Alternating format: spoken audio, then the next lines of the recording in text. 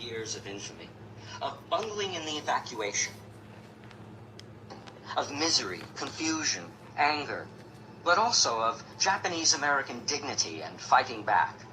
There were strikes, petitions, mass meetings, refusal to sign loyalty oaths, riots against the camp authorities. The Japanese resisted to the end. Not until after the war did the story of the Japanese Americans begin to be known to the general public. The month the war ended in Asia, September 1945, an article appeared in Harper's Magazine by Yale law professor Eugene V. Rostow, calling the Japanese evacuation our worst wartime mistake. Was it a mistake? Or was it an action to be expected from a nation with a long history of racism, and which was fighting a war not to end racism, but to retain the fundamental elements of the American system? It was a war waged by a government whose chief beneficiary, despite volumes of reforms, was a wealthy elite. The alliance between big business and the government went back to the very first proposals of Alexander Hamilton to Congress after the Revolutionary War. By World War II, that partnership had developed and intensified. During the Depression, Roosevelt had once denounced the economic royalists, but he always had the support of certain important business leaders. During the war, as Bruce Catton saw it from his post in the War Production Board, the economic royalists, denounced and derided, had a part to play now. Catton, the warlords of Washington, described the process of industrial mobilization to carry on the war, and how in this process wealth became more and more concentrated in fewer and fewer large corporations. In 1940, the United States had begun sending large amounts of war supplies to England and France. By 1941, 3/4 of the value of military contracts were handled by 56 large corporations.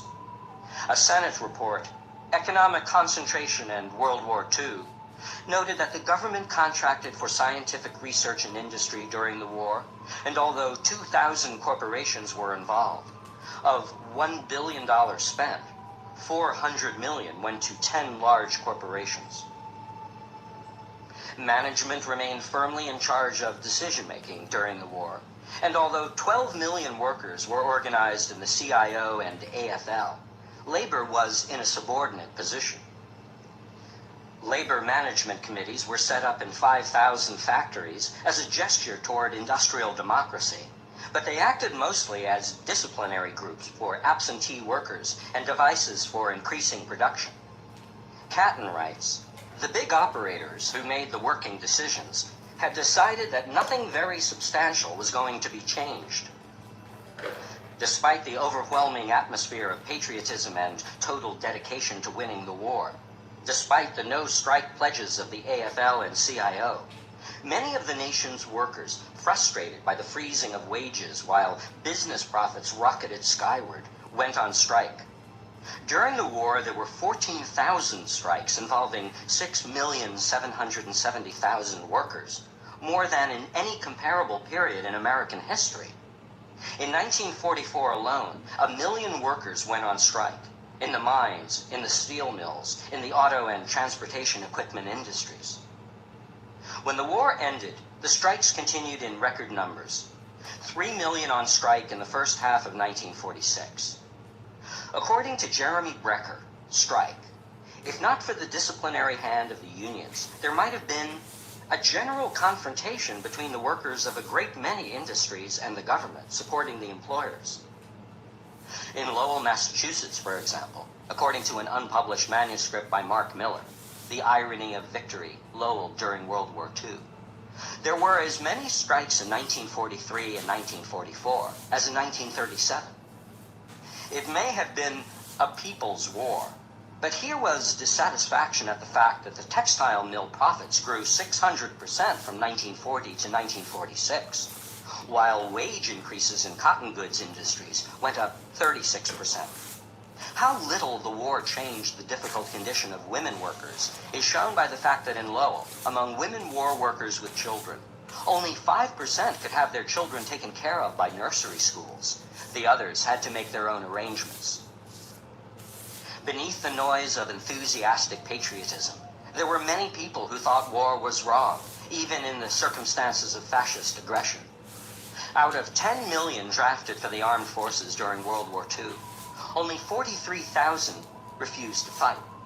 But this was 3 times the proportion of conscientious objectors in World War I. Of these 43,000, about 6,000 went to prison, which was proportionately 4 times the number of COs who went to prison during World War I. Of every 6 men in federal prison, 1 was there as a CO.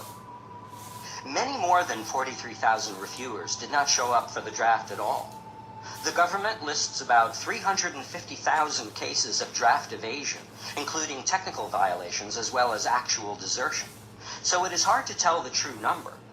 But it may be that the number of men who either did not show up or claimed CO status was in the hundreds of thousands, not a small number.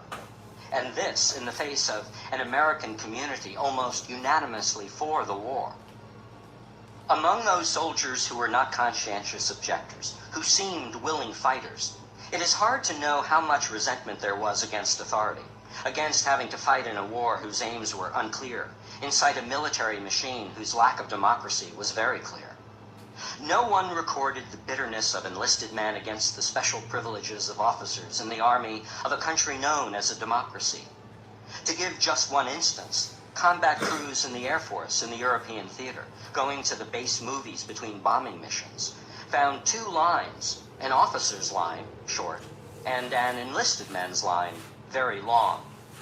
There were 2 mess halls, even as they prepared to go into combat. The enlisted men's food was different, worse than the officers. The literature that followed World War II, James Jones' From Here to Eternity, Joseph Heller's Catch-22, and Norman Mailer's The Naked and the Dead, captured this GI anger against the Army brass.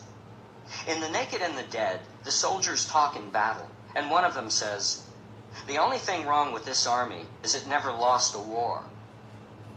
Tolio was shocked. "You think we ought to lose this one?" Red found himself carried away. "What have I against the goddamn Japs? You think I care if they keep this fucking jungle? What's it to me if Cummings gets another star?" "General Cummings, he's a good man," Martinez said. "There ain't a good officer in the world," Red stated. There seemed to be widespread indifference, even hostility on the part of the Negro community to the war, despite the attempts of Negro newspapers and Negro leaders to mobilize black sentiment. Lawrence Whitner, Rebels Against War, quotes a black journalist. "The Negro is angry, resentful, and utterly apathetic about the war. Fight for what, he is asking. This war doesn't mean a thing to me. If we win, I lose. So what?" A black Army officer, home on furlough, told friends in Harlem he had been in hundreds of bull sessions with Negro soldiers and found no interest in the war. A student at a Negro college told his teacher, "The Army Jim Crows us. The Navy lets us serve only as messmen. The Red Cross refuses our blood. Employers and labor unions shut us out. Lynchings continue. We are disenfranchised, Jim Crowed, spat upon. What more could Hitler do than that?" NAACP leader Walter White repeated this to a black audience of several thousand people in the Midwest, thinking they would disapprove. But instead, he recalled, "To my surprise and dismay, the audience burst into such applause that it took me some 30 or 40 seconds to quiet it." In January 1943, there appeared in a Negro newspaper this draftee's prayer. "Dear Lord, today I go to war, to fight, to die. Tell me, what for? Dear Lord, I'll fight. I do not fear Germans or Japs. My fears are here, a miracle." But there was no organized Negro opposition to the war. In fact, there was little organized opposition from any source. The Communist Party was enthusiastically in support. The Socialist Party was divided, unable to make a clear statement one way or the other. A few small anarchist and pacifist groups refused to back the war. The Women's International League for Peace and Freedom said, "War between nations or classes or races cannot permanently settle conflicts or heal the wounds that brought them into being." The Catholic Worker wrote, "We are still pacifists." The difficulty of merely calling for peace in a world of capitalism, fascism, communism, dynamic ideologies, aggressive actions, troubled some pacifists. They began to speak of revolutionary nonviolence. A.J. Muste of the Fellowship of Reconciliation said in later years, "I was not impressed with the sentimental, easygoing pacifism of the early part of the century. People then felt that if they sat and talked pleasantly of peace and love, they would solve the problems of the world." The world was in the midst of a revolution, Muste realized, and those against violence must take revolutionary action, but without violence. A movement of revolutionary pacifism would have to make effective contacts with oppressed and minority groups such as Negroes, sharecroppers, industrial workers. Only one organized socialist group opposed the war unequivocally. This was the Socialist Workers' Party. The Espionage Act of 1917, still on the books, applied to wartime statements. But in 1940, with the United States not yet at war, Congress passed the Smith Act. This took Espionage Act prohibitions against talk or writing that would lead to refusal of duty in the armed forces and applied them to peacetime. The Smith Act also made it a crime to advocate the overthrow of the government by force and violence, or to join any group that advocated this, or to publish anything with such ideas. In Minneapolis in 1943, 18 members of the Socialist Workers' Party were convicted for belonging to a party whose ideas, expressed in its Declaration of Principles and in the Communist Manifesto, were said to violate the Smith Act. They were sentenced to prison terms, and the Supreme Court refused to review their case. A few voices continued to insist that the real war was inside each nation.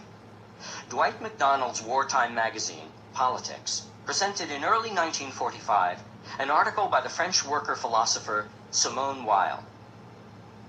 Whether the mask is labeled fascism, democracy, or a dictatorship of the proletariat, our great adversary remains the apparatus, the bureaucracy, the police, the military.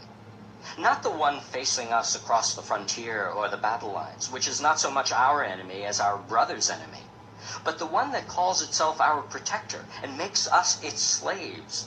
No matter what the circumstances, the worst betrayal will always be to subordinate ourselves to this apparatus and to trample underfoot in its service all human values in ourselves and in others.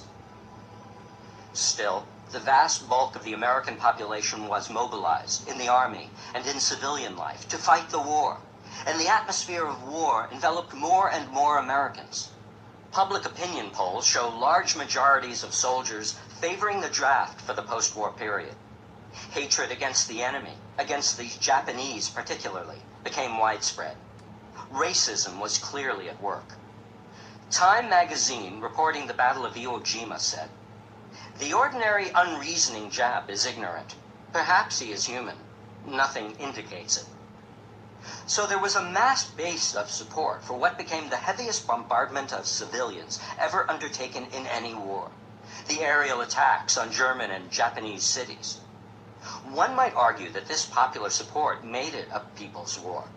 But if people's war means a war of people against attack, a defensive war, if it means a war fought for humane reasons instead of for the privileges of an elite, a war against the few, not the many, then the tactics of all-out aerial assault against the populations of Germany and Japan destroy that notion. Italy had bombed cities in the Ethiopian War. Italy and Germany had bombed civilians in the Spanish Civil War. At the start of World War II, German planes dropped bombs on Rotterdam in Holland, Coventry in England, and elsewhere. Roosevelt had described these as inhuman barbarism that has profoundly shocked the conscience of humanity. These German bombings were very small compared with the British and American bombings of German cities.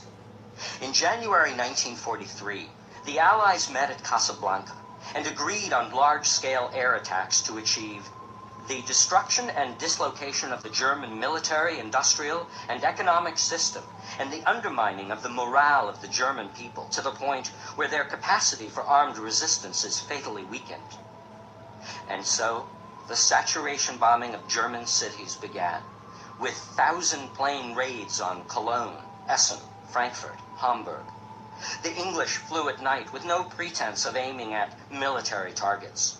The Americans flew in the daytime and pretended precision, but bombing from high altitudes made that impossible.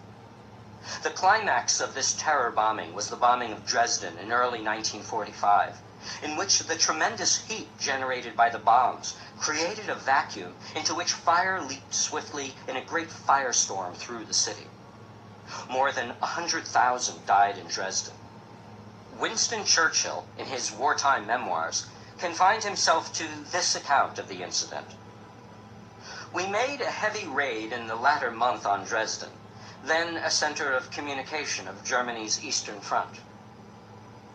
The bombing of Japanese cities continued the strategy of saturation bombing to destroy civilian morale.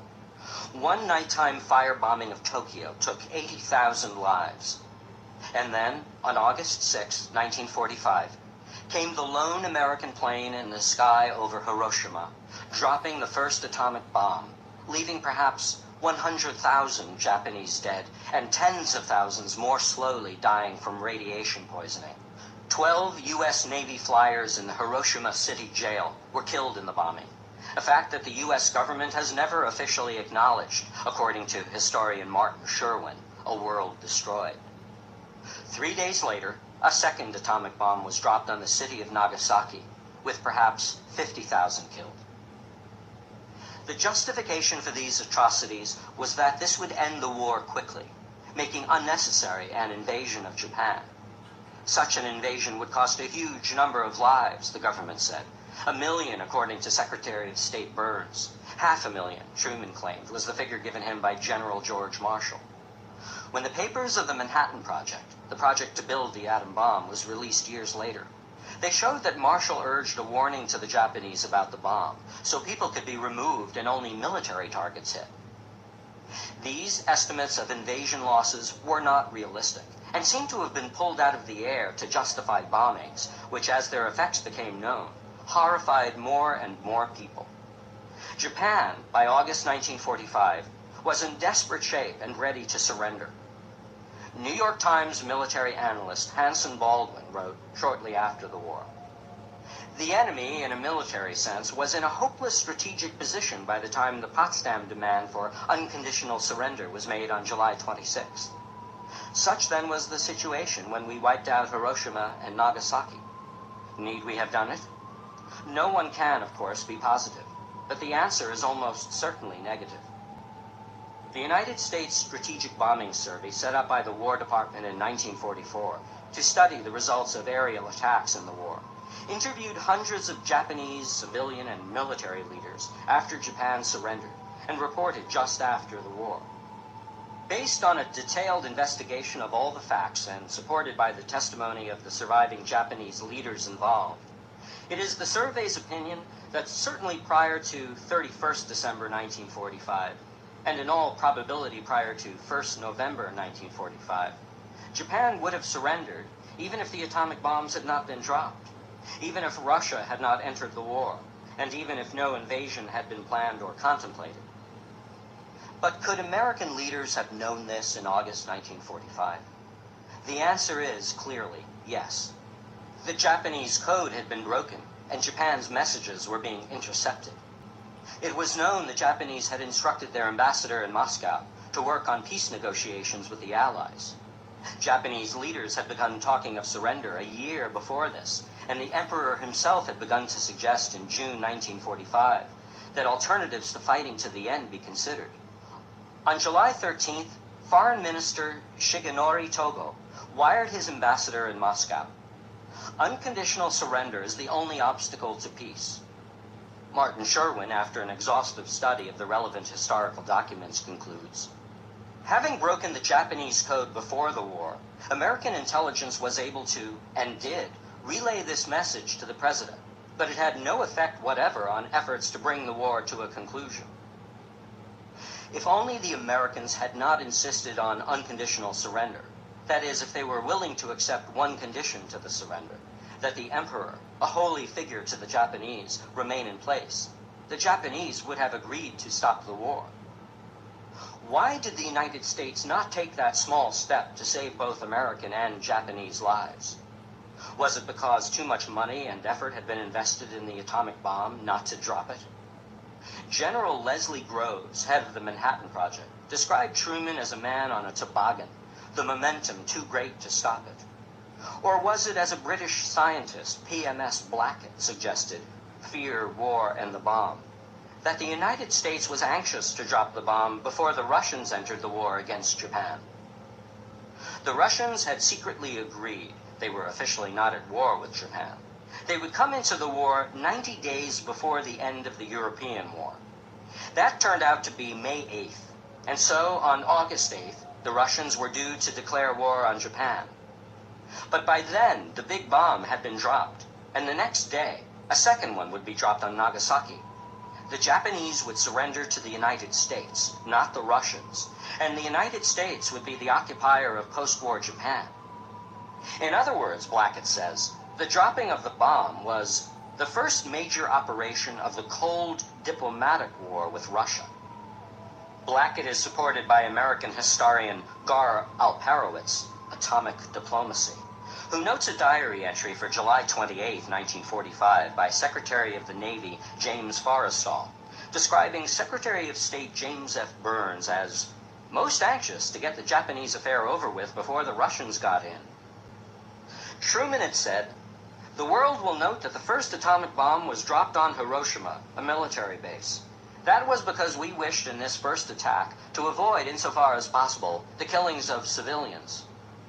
It was a preposterous statement. Those 100,000 killed in Hiroshima were almost all civilians. The U.S. Strategic Bombing Service said in its official report, Hiroshima and Nagasaki were chosen as targets because of their concentration of activities and population. The dropping of the second bomb on Nagasaki seems to have been scheduled in advance, and no one has ever been able to explain why it was dropped. Was it because this was a plutonium bomb, whereas the Hiroshima bomb was a uranium bomb? Were the dead and irradiated of Nagasaki victims of a scientific experiment? Martin Sherwin says that among the Nagasaki dead were probably American prisoners of war. He notes a message of July 31st from headquarters, U.S. Army Strategic Air Forces, Guam, to the War Department. Reports prisoner of war sources, not verified by photos, give location of Allied prisoner of war camp 1 mile north of center of city of Nagasaki. Does this influence the choice of this target for initial centerboard operation? Request immediate reply. The reply: targets previously assigned for centerboard remain unchanged. True, the war then ended quickly. Italy had been defeated a year earlier. Germany had recently surrendered, crushed primarily by the armies of the Soviet Union on the Eastern Front, aided by the Allied armies on the West. Now, Japan surrendered. The fascist powers were destroyed. But what about fascism, as idea, as reality? Were its essential elements, militarism, racism, imperialism, now gone? Or were they absorbed into the already poisoned bones of the victors? A.J. Muste, the revolutionary pacifist, had predicted in 1941, the problem after a war is with the victor. He thinks he has just proved that war and violence pay. Who will now teach him a lesson? The victors were the Soviet Union and the United States. Also England, France, and nationalist China, but they were weak. Both these countries now went to work, without swastikas, goose-stepping, or officially declared racism, but under the cover of socialism on one side and democracy on the other, to carve out their own empires of influence. They proceeded to share and contest with one another the domination of the world, to build military machines far greater than the fascist countries had built, to control the destinies of more countries than Hitler, Mussolini, and Japan had been able to do. They also acted to control their own populations, each country with its own techniques, crude in the Soviet Union, sophisticated in the United States, to make their rule secure. The war not only put the United States in a position to dominate much of the world, it created conditions for effective control at home. The unemployment, the economic distress, and the consequent turmoil that had marked the 30s, only partly relieved by New Deal measures, had been pacified, overcome by the greater turmoil of the war. The war brought higher prices for farmers, higher wages, enough prosperity for enough of the population to assume against the rebellions that so threatened the 30s. As Lawrence Wittner writes, the war rejuvenated American capitalism. The biggest gains were in corporate profits, which rose from $6.4 billion in 1940 to $10.8 billion in 1944. But enough went to workers and farmers to make them feel the system was doing well for them. It was an old lesson learned by governments, that war solves problems of control. Charles E. Wilson, the president of General Electric Corporation, was so happy about the wartime situation that he suggested a continuing alliance between business and the military for a permanent war economy. That is what happened. When right after the war, the American public, war-weary, seemed to favor demobilization and disarmament, the Truman administration, Roosevelt had died in April 1945, worked to create an atmosphere of crisis and Cold War. True, the rivalry with the Soviet Union was real. That country had come out of the war with its economy wrecked and 20 million people dead, but was making an astounding comeback, rebuilding its industry, regaining military strength. The Truman administration, however, presented the Soviet Union as not just a rival, but an immediate threat. In a series of moves abroad and at home, it established a climate of fear, a hysteria about communism, which would steeply escalate the military budget and stimulate the economy with war-related orders. This combination of policies would permit more aggressive actions abroad, more repressive actions at home. Revolutionary movements in Europe and Asia were described to the American public as examples of Soviet expansionism, thus recalling the indignation against Hitler's aggressions. In Greece, which had been a right-wing monarchy and dictatorship before the war, a popular left-wing National Liberation Front, the EAM, was put down by a British army of intervention immediately after the war. A right-wing dictatorship was restored. When opponents of the regime were jailed and trade union leaders removed, a left-wing guerrilla movement began to grow against the regime, soon consisting of 17,000 fighters, 50,000 active supporters, and perhaps 250,000 sympathizers in a country of 7 million. Great Britain said it could not handle the rebellion and asked the United States to come in. As a State Department officer said later, Great Britain had within the hour handed the job of world leadership to the United States. The United States responded with the Truman Doctrine, the name given to a speech Truman gave to Congress in the spring of 1947, in which he asked for $400 million in military and economic aid to Greece and Turkey. Truman said the U.S. must help free peoples who are resisting attempted subjugation by armed minorities or by outside pressures. In fact, the biggest outside pressure was the United States. The Greek rebels were getting some aid from Yugoslavia, but no aid from the Soviet Union, which during the war had promised Churchill a free hand in Greece if he would give the Soviet Union its way in Romania, Poland, Bulgaria.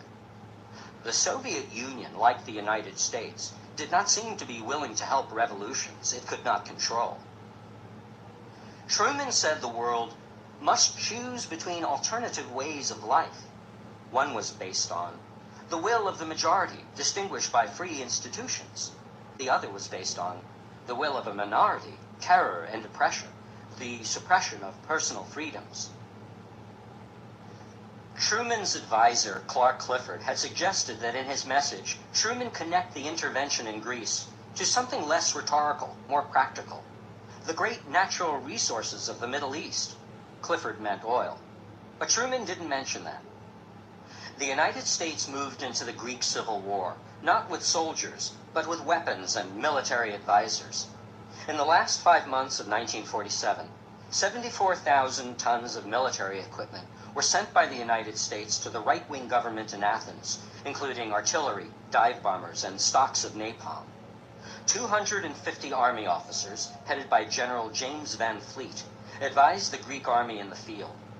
Van Fleet started a policy, standard in dealing with popular insurrections, of forcibly removing thousands of Greeks from their homes in the countryside to try to isolate the guerrillas, to remove the source of their support.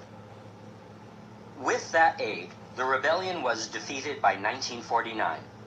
United States economic and military aid continued to the Greek government.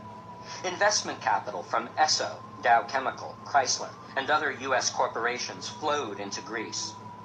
But illiteracy, poverty, and starvation remained widespread there, with the country in the hands of what Richard Barnett, Intervention and Revolution, called a particularly brutal and backward military dictatorship.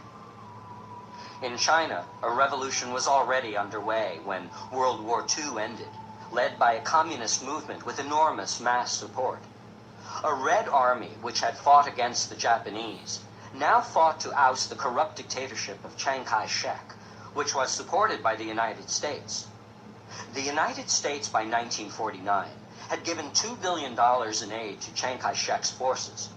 But according to the State Department's own white paper on China, Chiang Kai-shek's government had lost the confidence of its own troops and its own people. In January 1949, Chinese communist forces moved into Peking. The Civil War was over, and China was in the hands of a revolutionary movement, the closest thing in the long history of that ancient country to a people's government, independent of outside control. The United States was trying, in the post-war decade, to create a national consensus, excluding the radicals who could not support a foreign policy aimed at suppressing revolution, of conservatives and liberals, Republicans and Democrats, around the policies of Cold War and anti-communism. Such a coalition could best be created by a liberal democratic president whose aggressive policy abroad would be supported by conservatives and whose welfare programs at home, Truman's Fair Deal, would be attractive to liberals. If, in addition, liberals and traditional Democrats could, the memory of the war was still fresh, support a foreign policy against aggression, the radical liberal bloc created by World War II would be broken up. And perhaps if the anti-communist mood became strong enough, liberals could support repressive moves at home, which in ordinary times would be seen as violating the liberal tradition of tolerance. In 1950, there came an event that speeded the formation of the liberal-conservative consensus: Truman's undeclared war in Korea. Korea, occupied by Japan for 35 years, was liberated from Japan after World War II and divided into North Korea, a socialist dictatorship, part of the Soviet sphere of influence, and South Korea, a right-wing dictatorship in the American sphere. There had been threats back and forth between the two Koreas, and when on June 25, 1950, North Korean armies moved southward across the 38th parallel in an invasion of South Korea, the United Nations, dominated by the United States, asked its members to help repel the armed attack.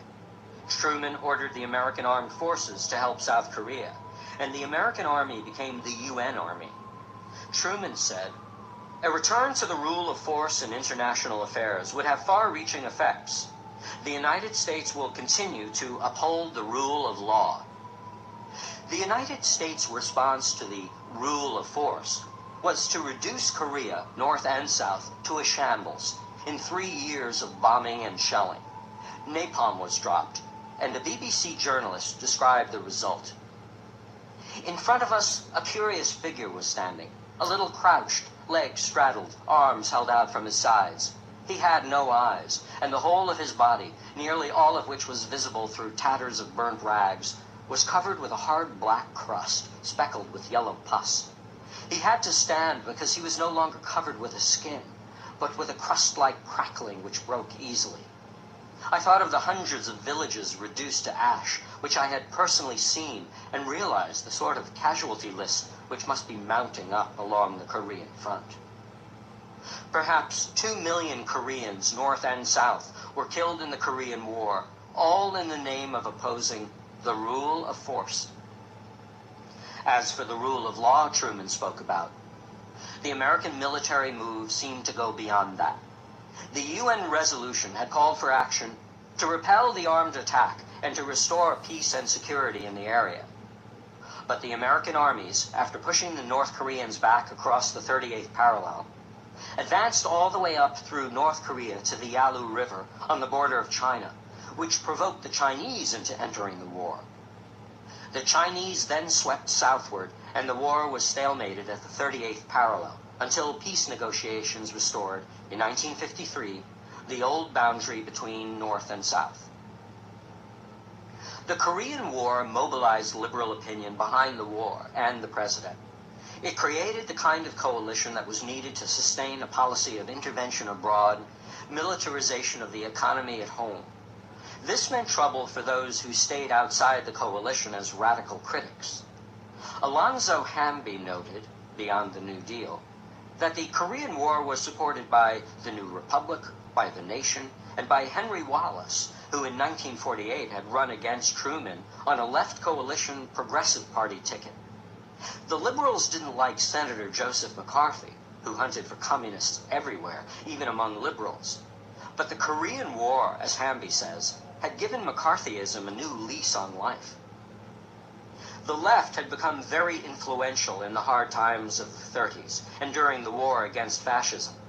The actual membership of the Communist Party was not large, fewer than 100,000 probably.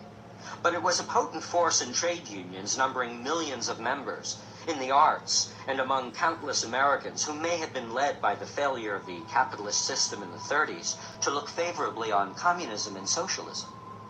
Thus, if the establishment after World War II was to make capitalism more secure in the country and to build a consensus of support for the American empire, it had to weaken and isolate the left. 2 weeks after presenting to the country the Truman Doctrine for Greece and Turkey, Truman issued on March 22, 1947, Executive Order 9835, initiating a program to search out any infiltration of disloyal persons in the U.S. government. In their book, The 50s, Douglas Miller and Marion Nowak comment, though Truman would later complain of the great wave of hysteria sweeping the nation, his commitment to victory over communism, to completely safeguarding the United States from external and internal threats, was in large measure responsible for creating that very hysteria. Between the launching of his security program in March 1947 and December 1952, some 6.6 million persons were investigated. Not a single case of espionage was uncovered, though about 500 persons were dismissed in dubious cases of questionable loyalty. All of this was conducted with secret evidence, secret and often paid informers, and neither judge nor jury. Despite the failure to find subversion, the broad scope of the official Red Hunt gave popular credence to the notion that the government was riddled with spies. A conservative and fearful reaction coursed the country. Americans became convinced of the need for absolute security and the preservation of the established order.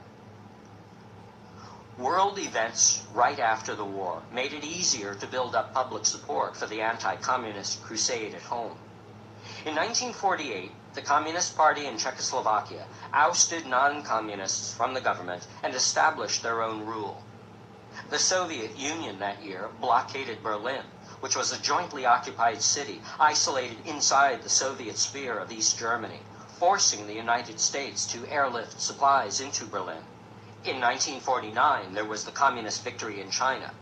And in that year also, the Soviet Union exploded its first atomic bomb.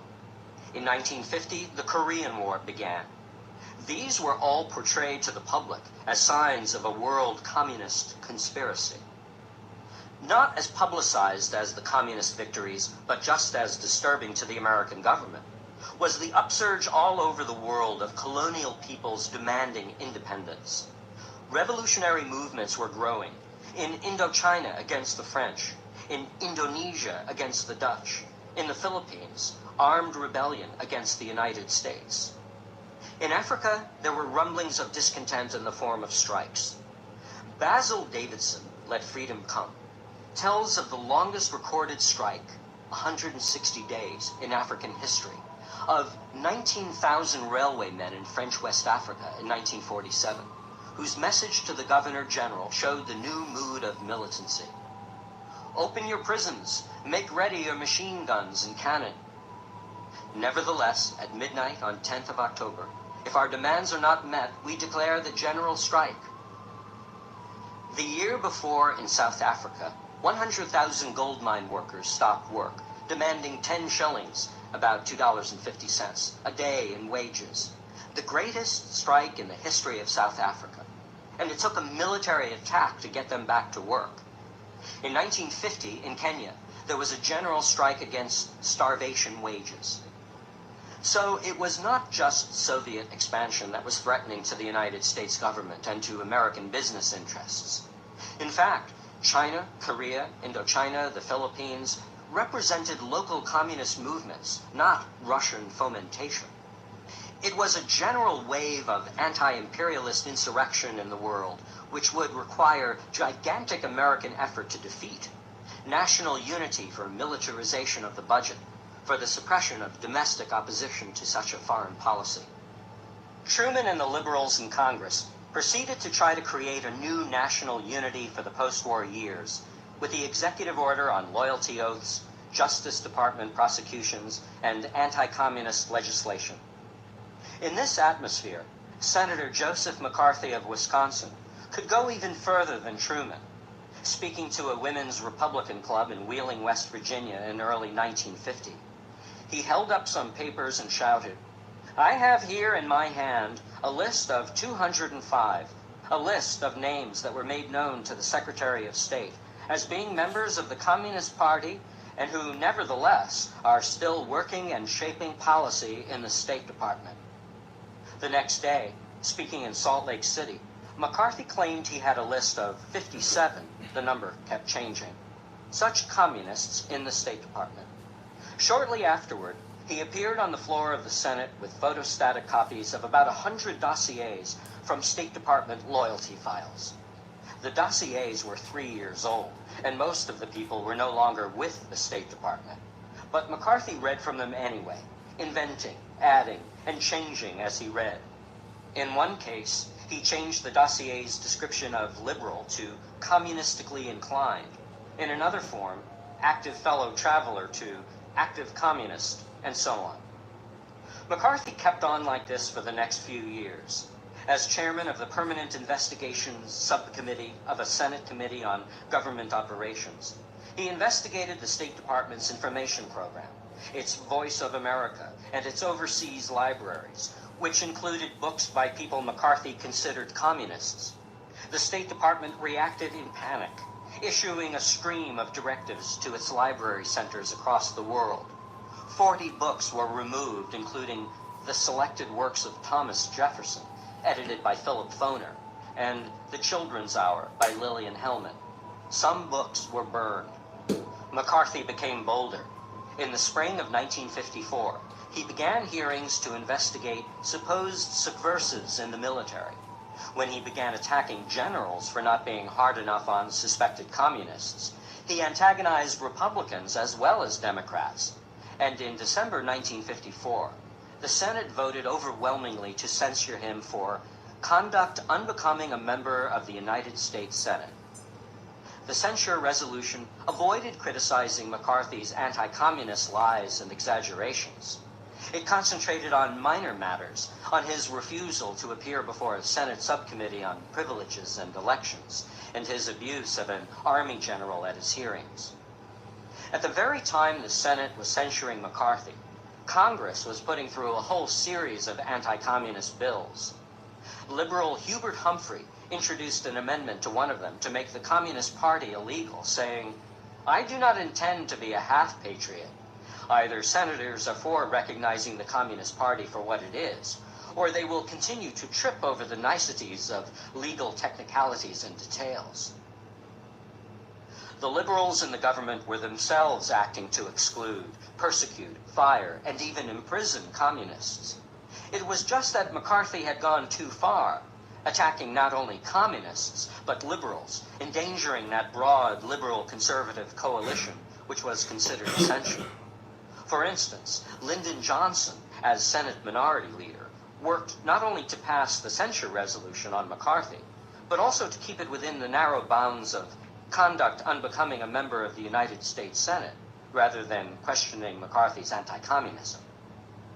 John F. Kennedy was cautious on the issue, didn't speak out against McCarthy. He was absent when the censure vote was taken, and never said how he would have voted.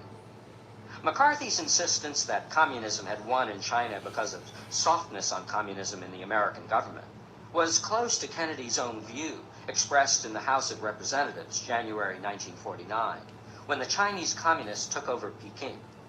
Kennedy said, "Mr. Speaker, over this weekend we have learned the extent of the disaster that has befallen China and the United States.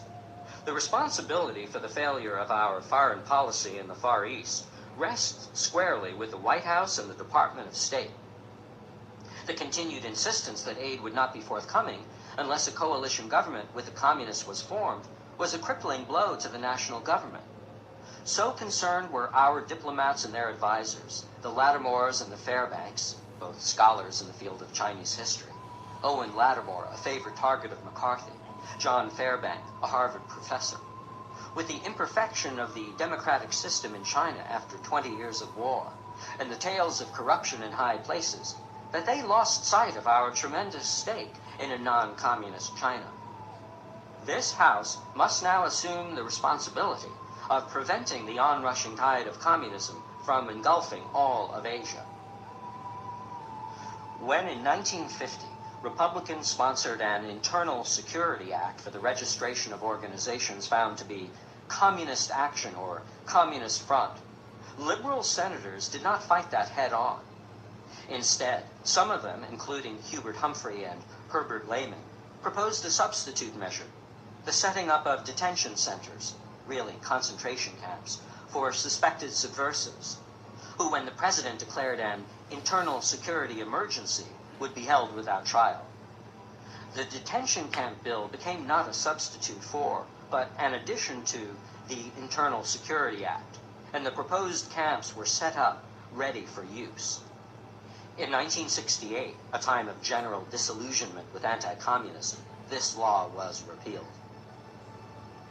Truman's executive order on loyalty in 1947 required the Department of Justice to draw up a list of organizations it decided were totalitarian, fascist, communist, or subversive, or as seeking to alter the form of government of the United States by unconstitutional means. Not only membership in, but also sympathetic association with any organization on the Attorney General's list would be considered in determining disloyalty. By 1954, there were hundreds of groups on this list, including, beside the Communist Party and the Ku Klux Klan, the Chopin Cultural Center, the Cervantes Fraternal Society, the Committee for the Negro in the Arts, the Committee for the Protection of the Bill of Rights, the League of American Writers, the Nature Friends of America, People's Drama, the Washington Bookshop Association, and the Yugoslav Seamen's Club. It was not McCarthy and the Republicans, but the liberal, democratic Truman administration, whose Justice Department initiated a series of prosecutions that intensified the nation's anti-communist mood. The most important of these was the prosecution of Julius and Ethel Rosenberg in the summer of 1950. The Rosenbergs were charged with espionage. The major evidence was supplied by a few people who had already confessed to being spies and who were either in prison or under indictment. David Greenglass, the brother of Ethel Rosenberg, was the key witness. He had been a machinist at the Manhattan Project Laboratory in Los Alamos, New Mexico in 1944 to 1945, when the atomic bomb was being made there, and testified that Julius Rosenberg had asked him to get information for the Russians. Greenglass said he had made sketches from memory for his brother-in-law of experiments with lenses to be used to detonate atomic bombs.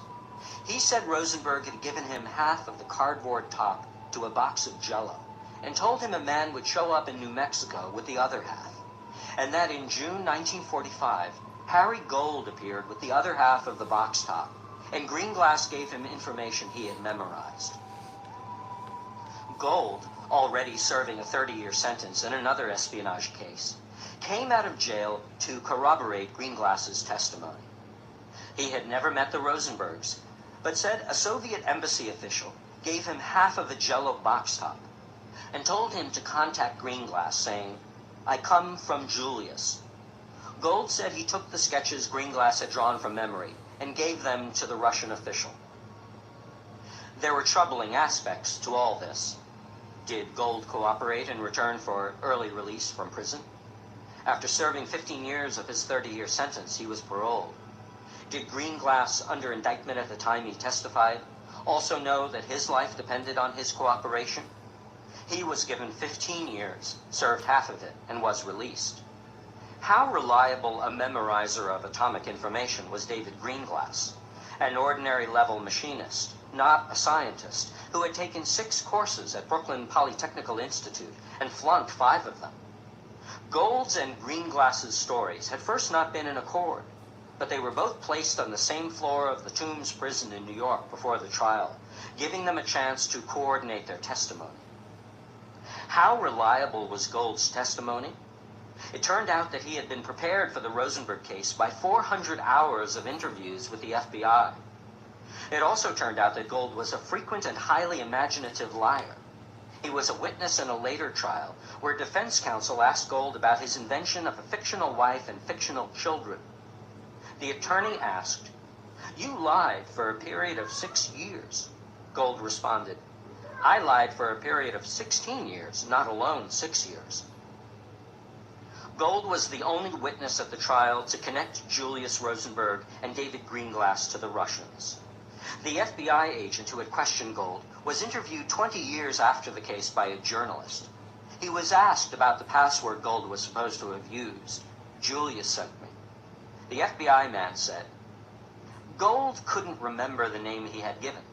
He thought he had said, "I come from," or something like that. I suggested, "Might it have been Julius?" That refreshed his memory.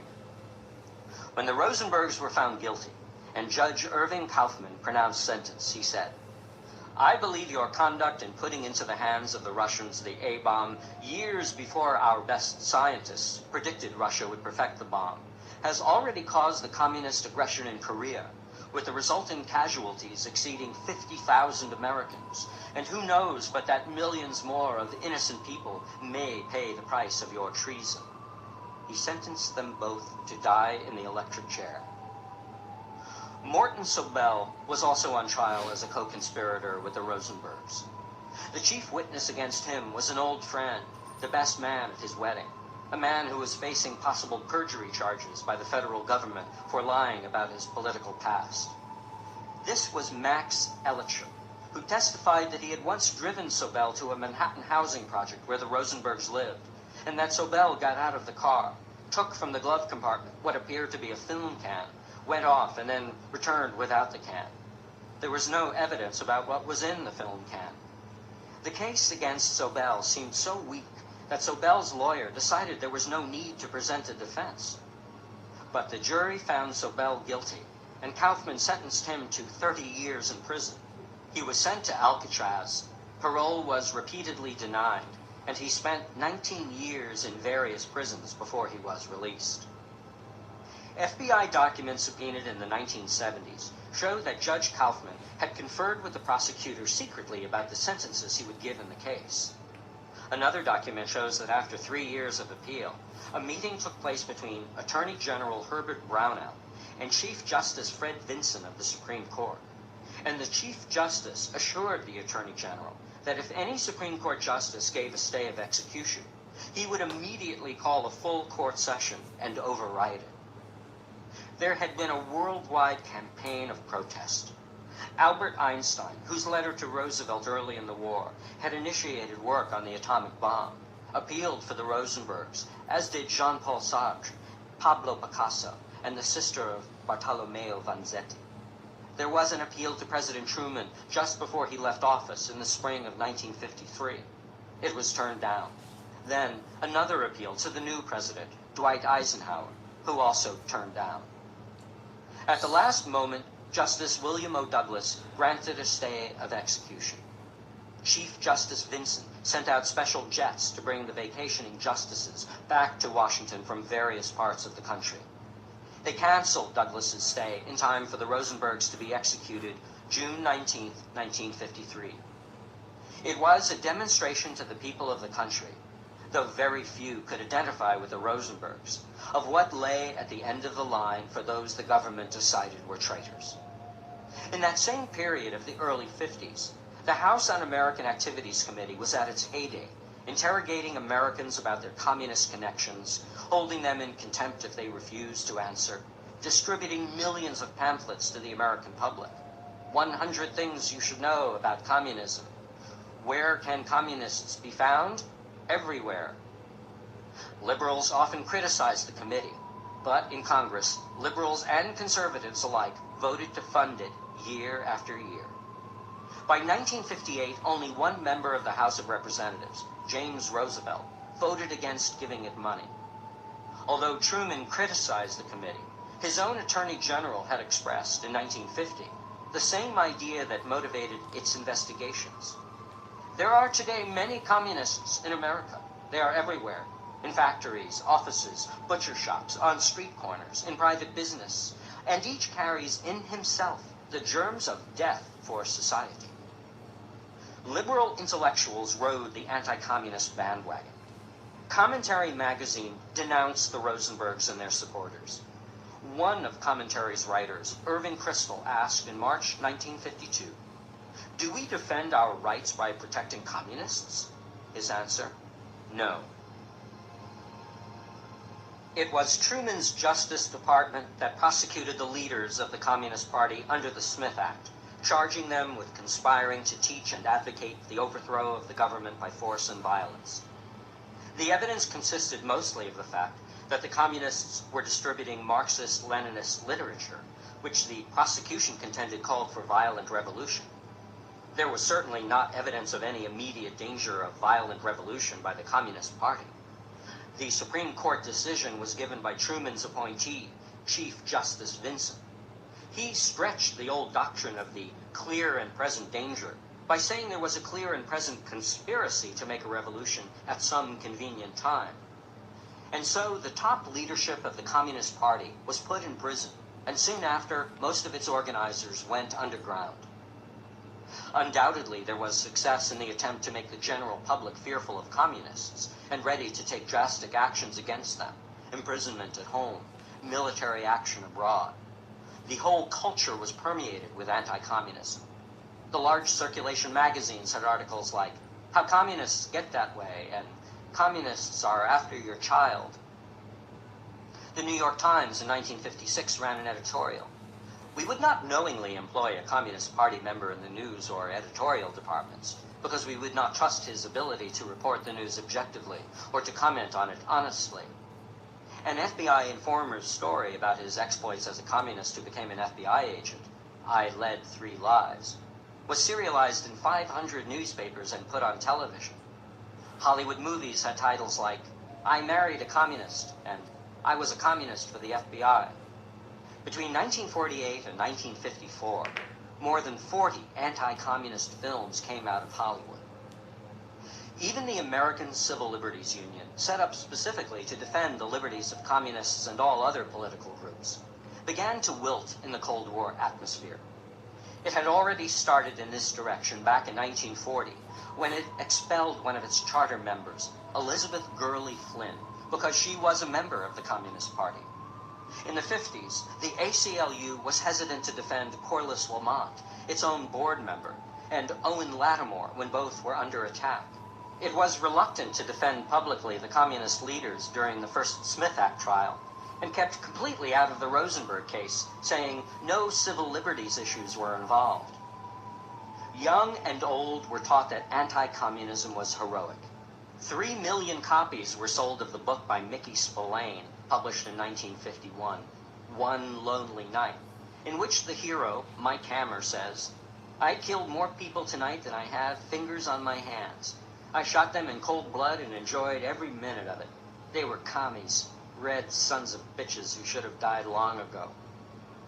A comic strip hero, Captain America, said, Beware commies, spies, traitors, and foreign agents. Captain America, with all loyal free men behind him, is looking for you. And in the 50s, school children all over the country participated in air raid drills in which a Soviet attack on America was signaled by sirens. The children had to crouch under their desks until it was all clear. It was an atmosphere in which the government could get mass support for a policy of rearmament. The system, so shaken in the 30s, had learned that war production could bring stability and high profits. Truman's anti-communism was attractive. The business publication Steel had said in November 1946, even before the Truman Doctrine, that Truman's policies gave the firm assurance that maintaining and building our preparations for war will be big business in the United States for at least a considerable period ahead. That prediction turned out to be accurate. At the start of 1950, the total U.S. budget was about $40 billion, and the military part of it was about $12 billion. But by 1955, the military part alone was $40 billion out of a total of $62 billion.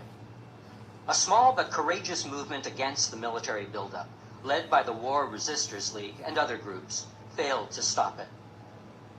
In 1960, the military budget was $45.8 billion, 49.7% of the budget.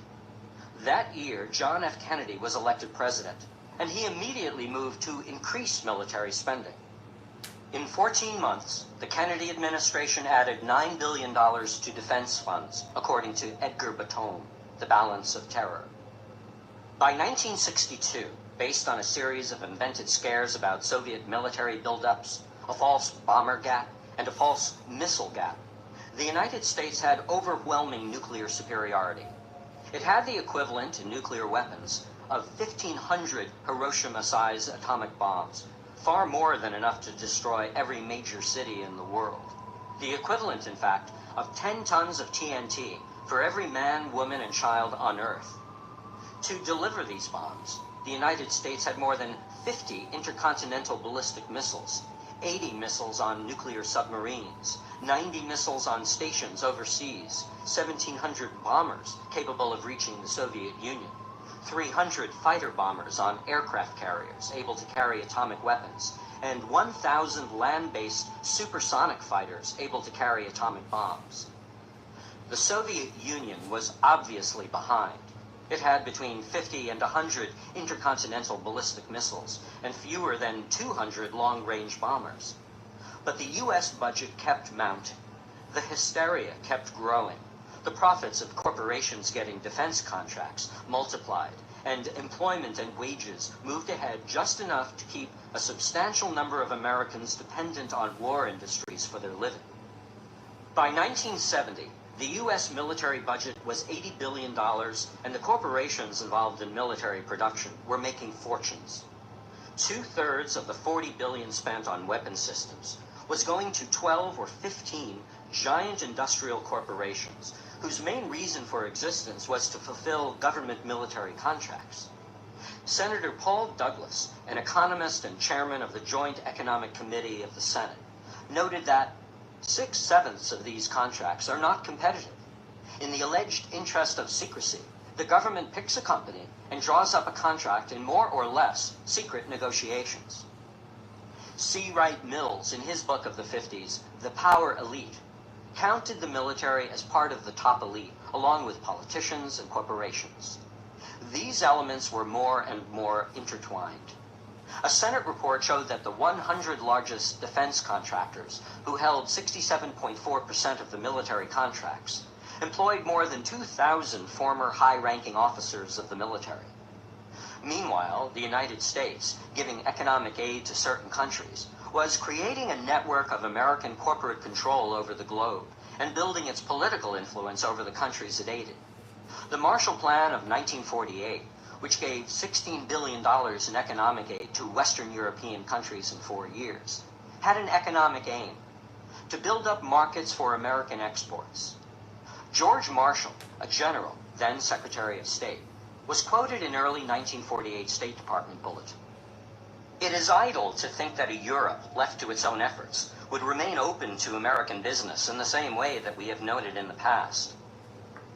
The Marshall Plan also had a political motive. The communist parties of Italy and France were strong, and the United States decided to use pressure and money to keep communists out of the cabinets of those countries. When the plan was beginning, Truman's Secretary of State Dean Acheson said, "These measures of relief and reconstruction have been only in part suggested by humanitarianism. Your Congress has authorized and your government is carrying out a policy of relief and reconstruction today chiefly as a matter of national self-interest." From 1952 on, foreign aid was more and more obviously designed to build up military power in non-communist countries. In the next 10 years, of the $50 billion in aid generated by the United States to 90 countries, only $5 billion was for non-military economic development. When John F. Kennedy took office, he launched the Alliance for Progress, a program of help for Latin America, emphasizing social reform to better the lives of people. But it turned out to be mostly military aid to keep in power right-wing dictatorships and enable them to stave off revolutions. From military aid, it was a short step to military intervention. What Truman had said at the start of the Korean War about the rule of force and the rule of law was again and again under Truman and his successors contradicted by American action. In Iran in 1953, the Central Intelligence Agency succeeded in overthrowing a government which nationalized the oil industry. In Guatemala in 1954, a legally elected government was overthrown by an invasion force of mercenaries trained by the CIA at military bases in Honduras and Nicaragua and supported by 4 American fighter planes flown by American pilots. The invasion put into power Colonel Carlos Castillo Armas, who had at one time received military training at Fort Leavenworth, Kansas. The government that the United States overthrew was the most democratic Guatemala had ever had. The president, Jacobo Arbenz, was a left-of-center socialist. 4 of the 56 seats in the Congress were held by communists. What was most unsettling to American business interests was that Arbenz had expropriated 234,000 acres of land owned by United Fruit, offering compensation that United Fruit called unacceptable. Armas, in power, gave the land back to United Fruit, abolished the tax on interest and dividends to foreign investors, eliminated the secret ballot, and jailed thousands of political critics. In 1958, the Eisenhower government sent thousands of Marines to Lebanon to make sure the pro-American government there was not toppled by a revolution, and to keep an armed presence in that oil-rich area. The Democrat-Republican liberal-conservative agreement to prevent or overthrow revolutionary governments whenever possible, whether communist, socialist, or anti-United Fruit, became most evident in 1961 in Cuba. That little island, 90 miles from Florida, had gone through a revolution in 1959 by a rebel force led by Fidel Castro, in which the American-backed dictator, Fulgencio Batista, was overthrown. The revolution was a direct threat to American business interests. Franklin D. Roosevelt's good neighbor policy had repealed the Platt Amendment, which permitted American intervention in Cuba. But the United States still kept a naval base in Cuba at Guantanamo, and U.S. business interests still dominated the Cuban economy. American companies controlled 80 to 100% of Cuba's utilities, mines, cattle ranches, and oil refineries, 40% of the sugar industry, and 50% of the public railways. Fidel Castro had spent time in prison after he led an unsuccessful attack in 1953 on an army barracks in Santiago. Out of prison, he went to Mexico, met Argentine revolutionary Che Guevara, and returned in 1956 to Cuba. His tiny force fought guerrilla warfare from the jungles and mountains against Batista's army, drawing more and more popular support.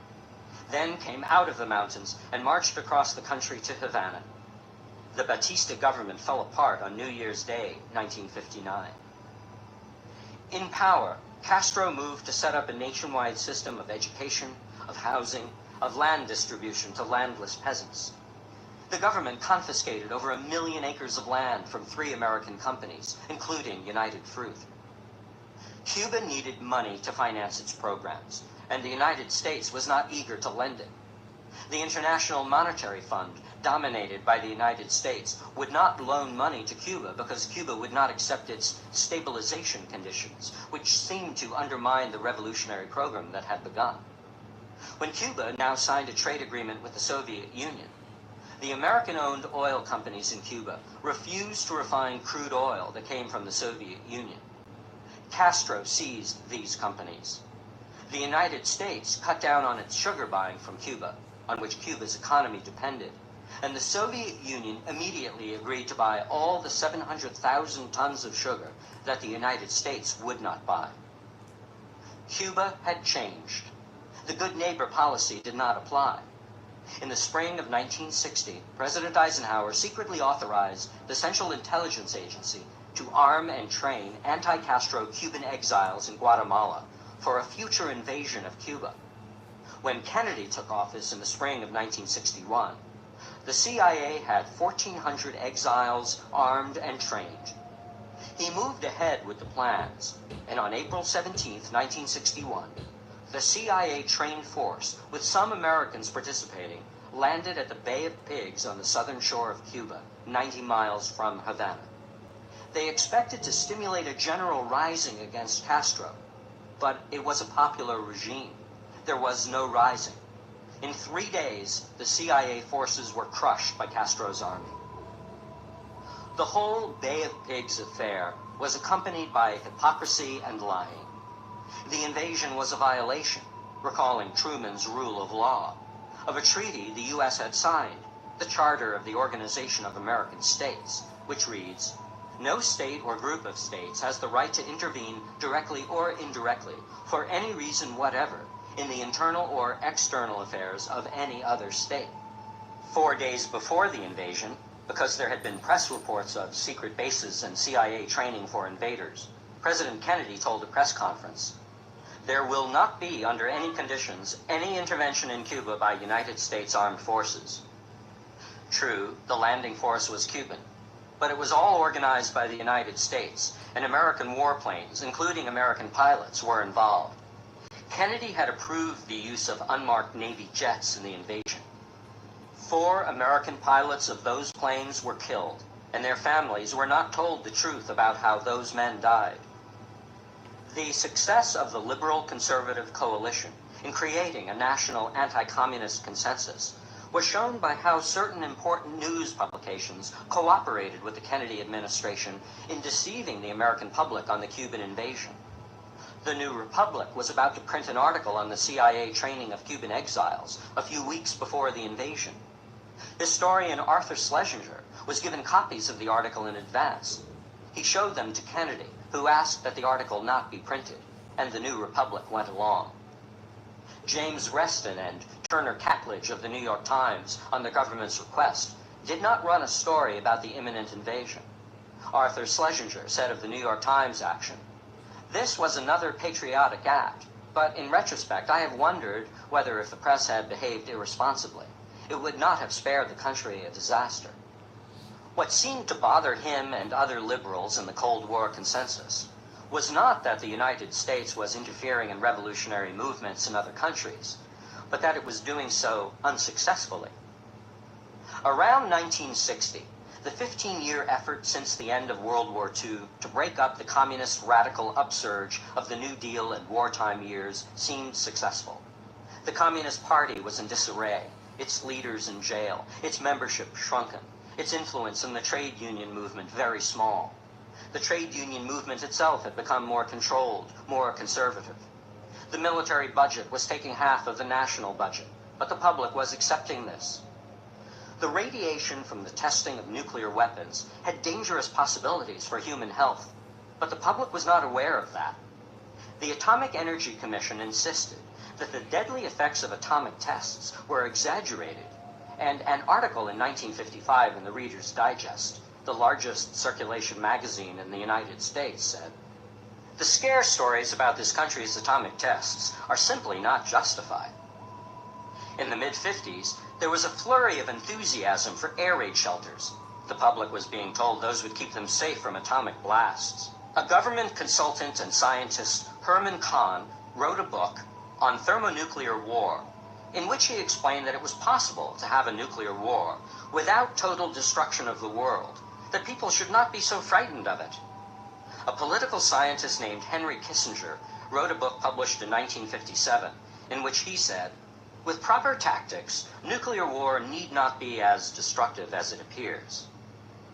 The country was on a permanent war economy, which had big pockets of poverty, but there were enough people at work making enough money to keep things quiet.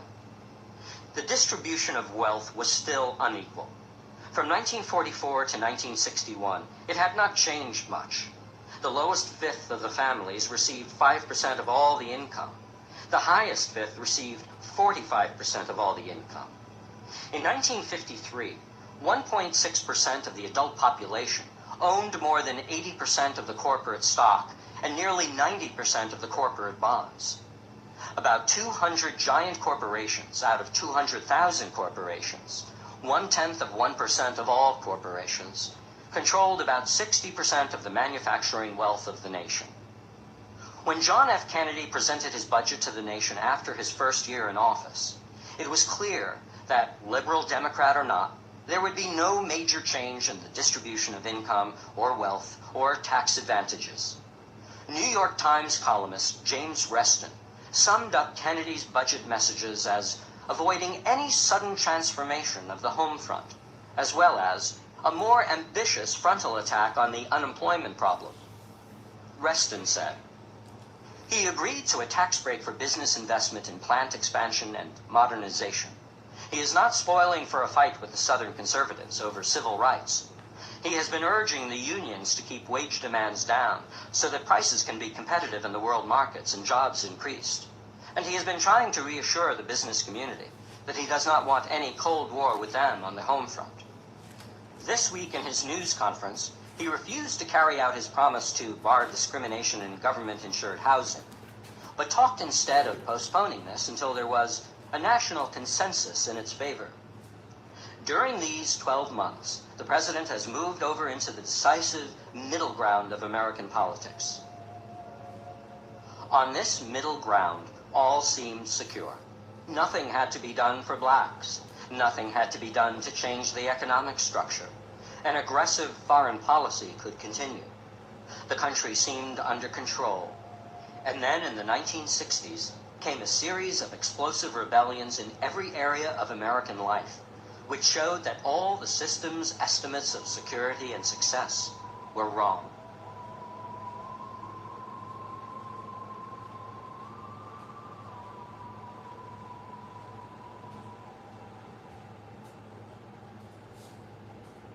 Chapter 17, or does it explode?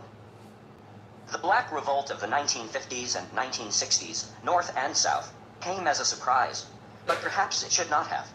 The memory of oppressed people is one thing that cannot be taken away, and for such people with such memories, revolt is always an inch below the surface. For blacks in the United States, there was the memory of slavery, and after that of segregation, lynching, humiliation. And it was not just a memory, but a living presence, part of the daily lives of blacks in generation after generation. In the 1930s, Langston Hughes wrote a poem, Lenox Avenue Mural. What happens to a dream deferred? Does it dry up like a raisin in the sun, or fester like a sore and then run? Does it stink like rotten meat, or crust and sugar over like a syrupy sweet? Maybe it just sags like a heavy load, or does it explode?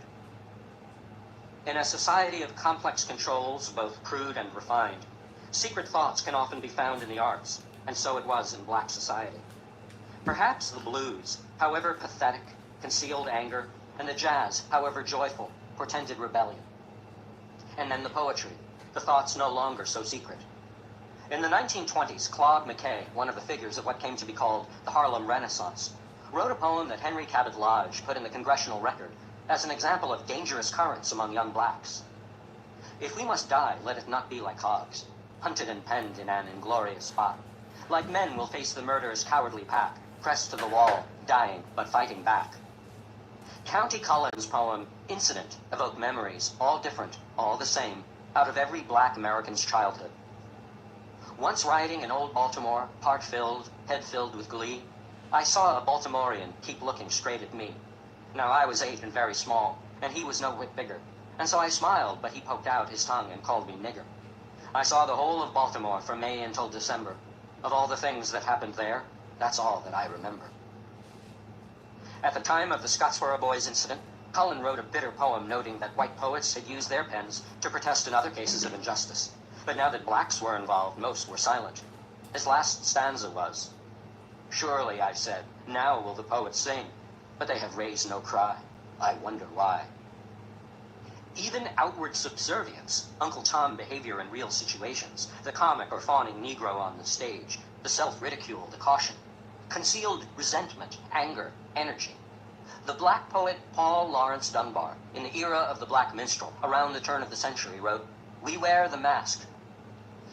We wear the mask that grins and lies. It hides our cheeks and shades our eyes. We sing, but oh, the clay is vile, beneath our feet and long the mile. But let the world dream otherwise. We wear the mask." 2 black performers of that time played the minstrel and satirized it at the same time.